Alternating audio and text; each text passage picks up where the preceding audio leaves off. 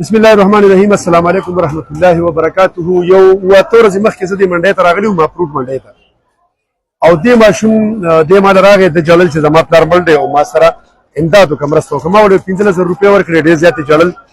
نو زمونږ یو ملګري ورله د دوبۍ نه 20,000 روپۍ راولېږلې چې دا دله ورکړه. نو زه ورپسې څو پېرې دې منډۍ ته راغلم، خو دې به نه و. نو بیا ما پرون تپوس وکړي چې را ګرمۍ والی او خراب کړی و او کوري. نو نن یې راله راوستی دی. یو دوه درې خبرې ورسره کوم، بیا د ده چې کوم امانت و هغه ورته حواله کومه. ها، ستا نوم څه دی زویه؟ عظیم الله. ته کوم ځای کې اوسېږي؟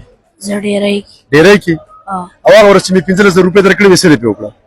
مې مور له ورکړې. مور له دې ورکړې؟ ښه. نو اوس دا ته دا څو ورځې ولې نه وې؟ زه بس دلته وم، خو لږ را پرېوتې وم، بیمار وم. را پرېوتې وې، بیمار وې. کور کې نور څوک د ګټې وټې شته؟